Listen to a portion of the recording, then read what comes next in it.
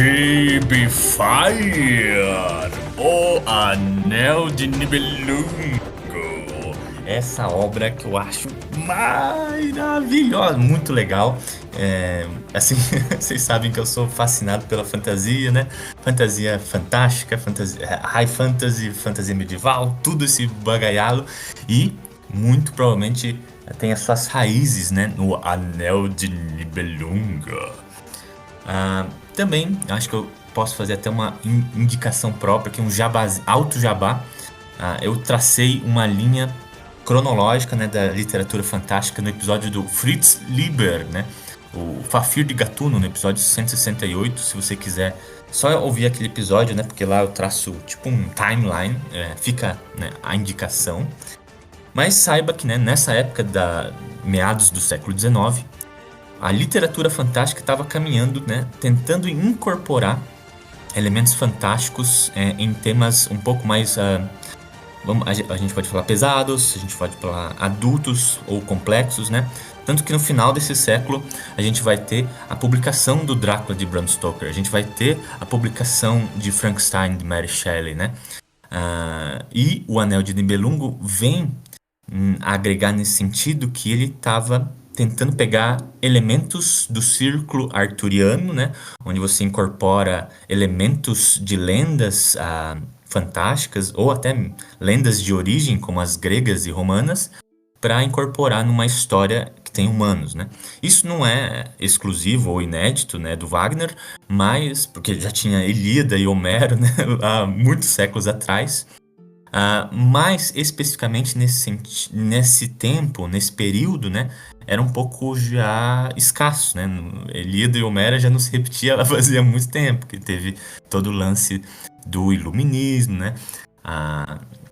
Antes de Wagner teve os irmãos Grimm também, né? Então teve uma certa evolução para nós chegarmos na literatura fantástica como nós conhecemos hoje, e o Anel de Nibelungo faz parte dessa construção, tá? Mas o autor original, Wagner, Richard Wagner, ele nasceu um pouco antes dos anos 1800, né? Foi crescendo ali, teve uma criação super artística, né? Tanto que a gente pode ter ele assim como o artista completo, porque ele era músico, poeta, roteirista, figurinista, diretor, maestro, né? E ele também teve uma parte dos seus ativismos políticos. Ele demorou anos para completar o Anel de Nibelungo, né? Que é nada mais que uma peça encenada e tocada ao vivo. Ou seja, enquanto os artistas estão performando, fantasiados, há uma orquestra que está sendo tocado junto com este ato, né? E sucesso, né? Foi um sucesso total lá na Alemanha. Foi tocada, é tocada até hoje, né? E é vista como um marco, né, da literatura fantástica. Para aqueles que não estão agregando, né, assim, o Anel de Nibelungo, o que é isso? Muito provavelmente você já viu elementos dessa peça em outros lugares. Por exemplo, no Pernalonga, né? A gente assistia Pernalonga, tinha aqueles episódios do Technicolor, né? Onde realmente, né, uma orquestra tocava junto com os episódios do Pernalonga. E tinham lá, né, que o Pernalonga se vestia de Valquíria. Aí o Gaguinho tava bem igual o Voltar, né? E eles tinha um lance romântico e tal. E era tocado a Cavalgada das Valquírias ao fundo do episódio, né? Muito famoso, muito bom. Recomendo todo mundo assistir se você não tem lembranças disso. E também, né, a Cavalgada das Vampiras, né? Ela é tocada em vários filmes. Acho que o mais famoso é aquele de guerra do Stanley Kubrick, que é Apocalipse Final, né? Que é um filme de guerra, e ele pôs para tocar Wagner quando os helicópteros estavam chegando, né? O que eu sinto muito falta na cinematografia de hoje, tá? Geralmente a pessoa pega uma letra e ela tenta incorporar junto na cena, né? Tipo, como se a música foi feita para essa cena, né? E geralmente quando a direção de arte musical de um filme, ela tem que ver um pouco mais, né? Entre linhas da música para encaixar. E esse foi um encaixamento perfeito, né?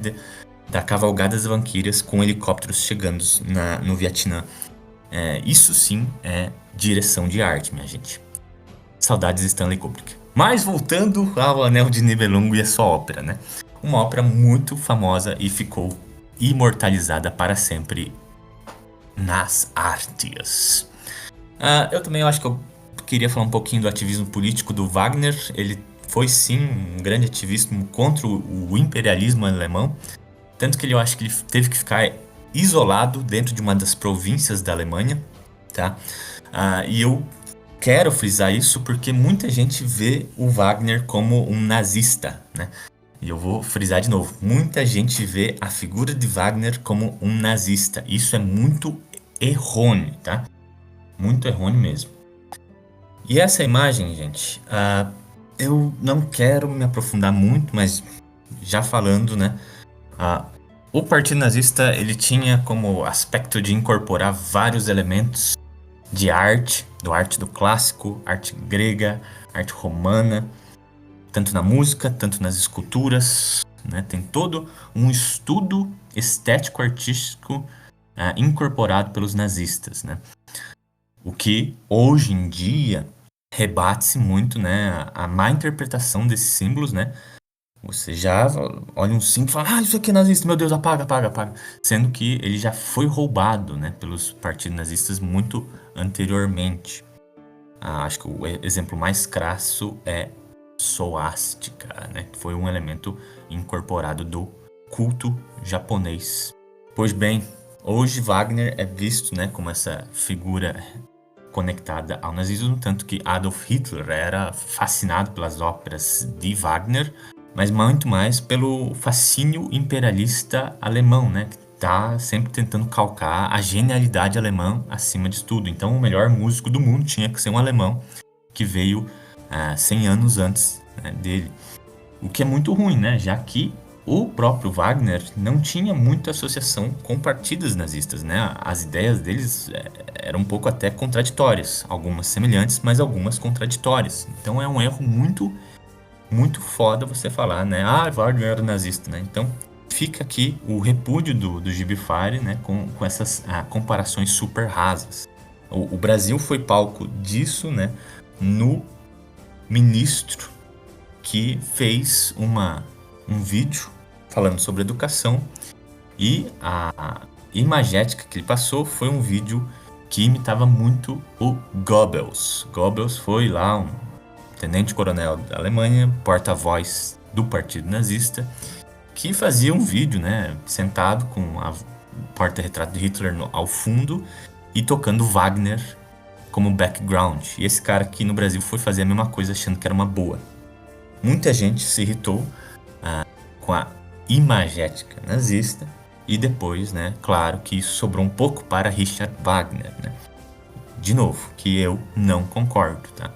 Ele tinha algumas ideias que a gente pode conceituar como muito erradas hoje em dia, mas ele era fruto de uma época e região, mas jogar ele tudo num saco só do pior partido que já existiu na face da Terra, eu acho muito errado, tá?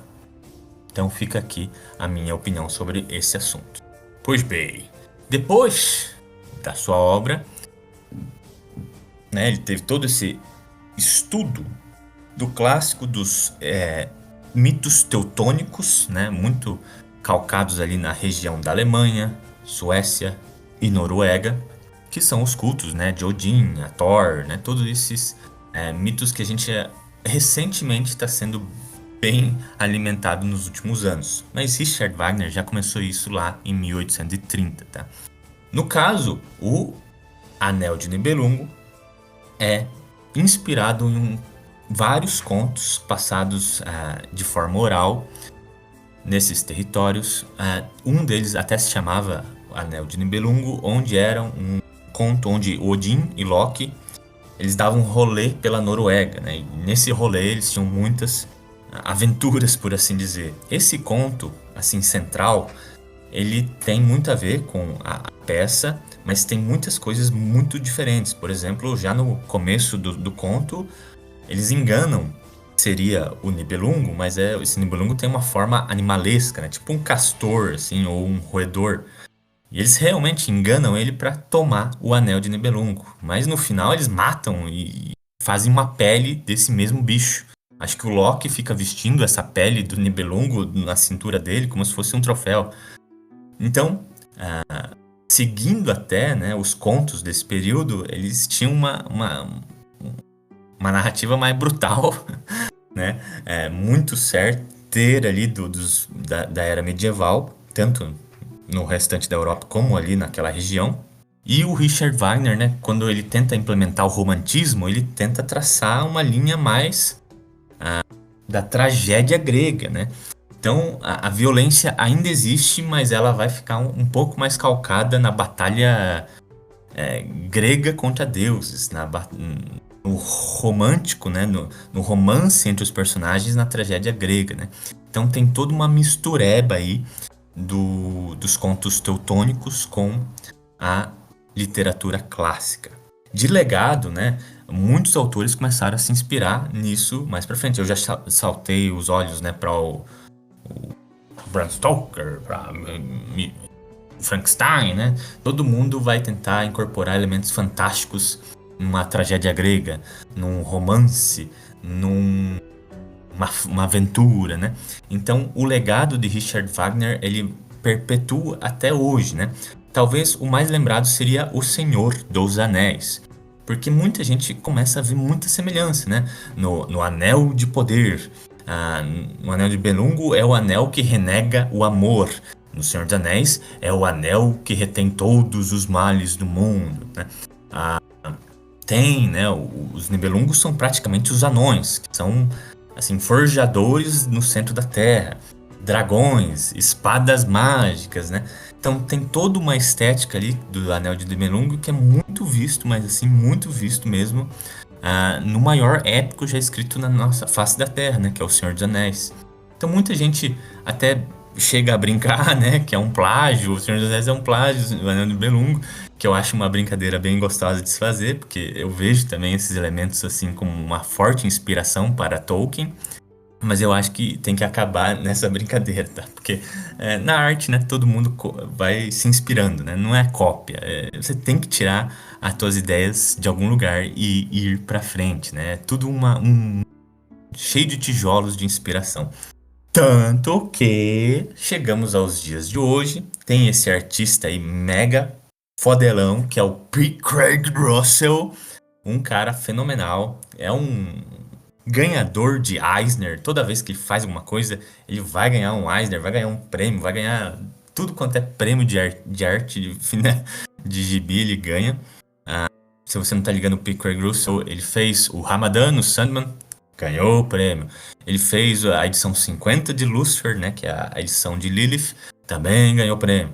Ele fez o Vampiro de Praga, né, que é um episódio que já tá aqui no Gibify, então eu recomendo você procurar aí no feed, né, o Vampiro de Praga, né. E foi ele que desenhou, muito bom também. Ele fez O Último Castelo em Fábulas, outra edição super mega premiada, né. Então, esse cara tem muitos trabalhos. Inclusive, o último podcast, né, do Deuses Americanos, ele faz as partes quando os deuses aparecem, né? Nada mais próprio, né, de chamar o P. Craig Russell para fazer imagens fodelonas de deuses na América. Ele também fez Elric, né, para Titan. Eu acho que está muito próximo da gente ver mais de Elric adaptado por P. Craig Russell aqui no Brasil. Mas vamos aguardar, né? Não quero saltar palpites a roda aqui, mas vamos lá. Aqui ele vai querer, né? Ele que implementa todo esse projeto, né? Tem algum dedo ali do Neil Gaiman, mas o projeto é inteiramente dele. Então ele adapta os roteiros e vai desenhar, né? Então é um artista meio que completão aí para o Anel de Nibelungo. Aqui o P. Craig Russell vai fazer uma adaptação que eu nunca vi sendo feita em outros lugares, né? Que é a adaptação da própria ópera de Wagner. Ou seja, tem uma partitura lá, ele vai tentar encaixar isso nos elementos gráficos da página. Ou seja, tem uma nota lá um pouco longa, então ele vai estender o quadrinho retangularmente na página. Então a nota é um pouquinho mais rápida e mais sinuosa, né? Tipo um tan. Então o quadrinho é só um pequeno frame ali na página. Então tem vários desses pequenas notas repetidamente, estão vários quadrinhos, né? E dentro do quadrinho, obviamente, contando a história. Quando tem a ópera vai pôr aquela sonoplastia gigante, né? Tom, todo mundo tocando junto, né? Então, muito provavelmente vai ser uma splash play gigante, maravilhosamente desenhada por P. Craig Russell, né? Esse tipo de adaptação eu nunca tinha visto antes. Não sei se foi totalmente ideia do P. Craig Russell, mas é, assim, fantástico, né? Você adaptar nem é mais adaptação, você está colocando literalmente o que acontece na ópera, né? É transcrever. Você está transcrevendo as notas da ópera para a página. Então, surreal, surreal, minha gente. Se você tá mais curioso, você gosta de música, na edição brasileira, aqui pela Pipoca e Nanquim, tem como, nos extras, como o P. Craig Russell fez essa adaptação de música para páginas de quadrinhos. Então, se você tiver mais curiosidade, checa lá, tá? O quadrinho é desenhado em 4 atos. O Ouro do Reino, a Valquíria, Siegfried, o Crepúsculo dos Deuses. E é um pouco difícil até de passar uma sinopse total desse quadrinho, porque cada um desses atos representa até uma parte de uma geração que foi afetada pelas ações dos deuses. Por exemplo, o Ouro do Reino é só com os deuses lá, dando um rolê, roubando o ouro do Nibelung, bababá, bababá. Só elementos fantásticos. Já na A Valquíria tem humanos, né, que já vão ser afetados pelas ações dos deuses.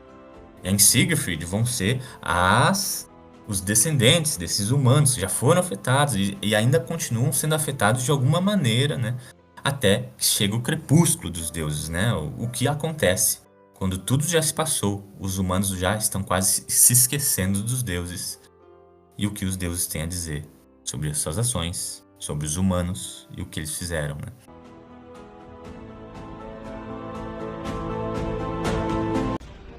Mas é isso que eu tinha para dizer sobre O Anel de Nibelungo na resenha crítica, né? Porque esta é a parte 1. E nos vemos na parte 2 para eu começar a falar do roteiro, dos spoilers, do que realmente acontece nesta HQ. Mas isso é papo para outro programa. Por favor, comente, nos avalie aí no Spotify, complemente a gente em alguma das plataformas que a gente está. Instagram, Spotify, YouTube Music, Amazon Music, Deezer, qualquer uma que te bem entender, a gente tá lá te esperando. E a gente se vê numa próxima, minha gente. Falou!